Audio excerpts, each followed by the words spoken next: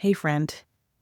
Most of us tend to think of loneliness as a personal issue, a feeling that you wrestle with at home, late at night, maybe especially after a breakup or particularly during the holidays.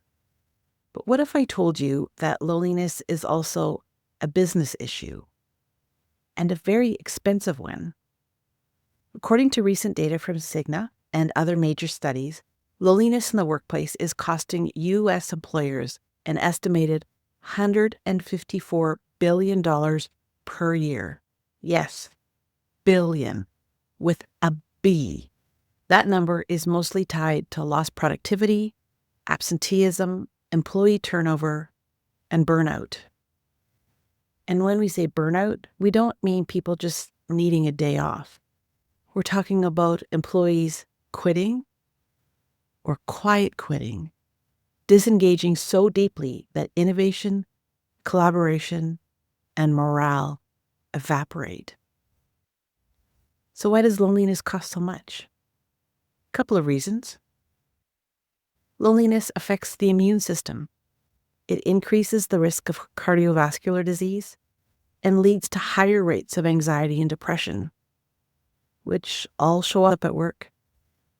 Lonelier employees are less resilient, more prone to conflict, and less likely to collaborate. And there's brain science behind why all of those happen when you have employees that feel lonely. And when your team is disconnected, your business is too. The implications are huge. If you're a manager or a leader, this means you can't afford to ignore connection anymore. Culture isn't just nice to have, it's an economic imperative. Now, personal or systemic solutions? The answer is both. On a personal level, employees need to feel safe, to reach out, to share their struggles, and to ask for help consistently without fear of stigma, without them paying for it. For some people, to be open and forthright is their preferred style, and those people are easy to work with. Others by nature are more reserved, and it might be their own life experience or it might be their personality that has them be more reserved, more hesitant, and there may be some that are even suspicious. It really takes getting to know people and finding out what it takes to increase their level of perception of personal safety in the workplace, that they can take risks, they can be creative, they can speak up, they can advocate for themselves to allow themselves to be more successful. It requires a little extra effort on behalf of the people leaders to build that trust so that they are able to find their own unique way of belonging in the workplace. And systemically, we need to redesign our workplaces to create intentional moments of connection. That might be better onboarding, it might be more thoughtful work models that are hybrid, or ensuring leaders model vulnerability and inclusion themselves.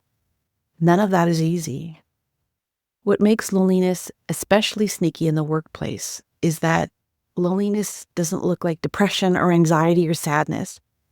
It can look like disengagement, cynicism, constant turnover, silence in meetings, a culture of fear. And nobody's going to name it like that because to even say that would be to evoke the fear that one is hoping to avoid. So what do? We start by asking better questions, not just, how are you, but how connected do you feel at work? What's working for you? What isn't working for you? How hesitant are you to tell me what's working and not working for you? We rethink performance reviews to include relational well-being. We know that people spend more time with their colleagues than they do with their family members during the course of a week. We don't get to choose them, but can we find a way of working well together so that we can get some of the social needs met that each person has? Each person has social needs, and we look to see if we can satisfy some of those social needs at work. We teach managers to lead relationally.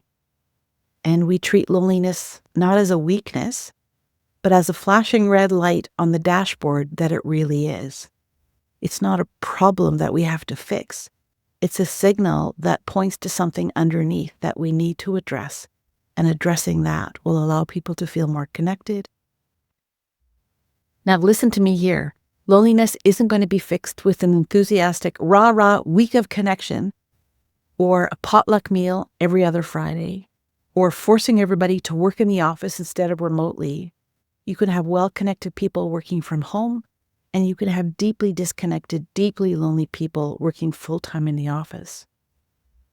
Rather, it's a deliberate choice at every level to really see people, to find out what makes them tick, and to know what they need to be successful, and either provide it to them or in a connected way explain the limitations of the system or the workplace and find other ways of making things doable. Ultimately, people need to feel seen and known, to have a sense of belonging. And that sense of belonging is the opposite of feeling lonely. Creating that sense of connectedness at work can take some time. And often people assume that time could be used more productively, more efficiently if we didn't take time to check in on people's feelings. But when you notice that someone left the meeting, even if they didn't leave in body, they left in spirit, you can follow up with them to find out, why were you quiet? Why did you stop participating? What was going on? Or I've noticed that you're extra cynical lately. Can you tell me about that? That you notice when people might be facing adversity in their personal lives and you check in on them and show care. You find out if they need some temporary accommodation from work in light of that personal crisis that they have, that they can feel that support and understanding from you. That they know that if they need to adjust their schedule to accommodate a family member, that they can ask and that you could talk about it with them, that they're not scared to recognize that personal life impacts work and work impacts personal life. Creating a sense of connectedness at work needs to come from an authentic, genuine, caring workplace, not a workplace committed to hot wiring a quick sense of connectedness as a gimmick to increase productivity as the focus. People can smell that from a mile away, and they don't trust it. It'll backfire. But as workplaces can truly value its people and humanize the workforce so that it's a workplace, it's a work home for people, finding ways to have people feel seen, heard, and valued as an honest expression of the humanity of its leaders. Employees will be more engaged. They will be more creative and innovative. They will be healthier, and they will increase in productivity. Because here's the truth. Connection isn't a soft, nice-to-have byproduct, maybe. It's important to remember that the byproduct of meaningful connection at work is that it's also good for business. It makes sense to focus on connection. It makes sense to focus on a sense of belonging for the people that work at a workplace because it's good for people and it's good for the business. Take care, friend.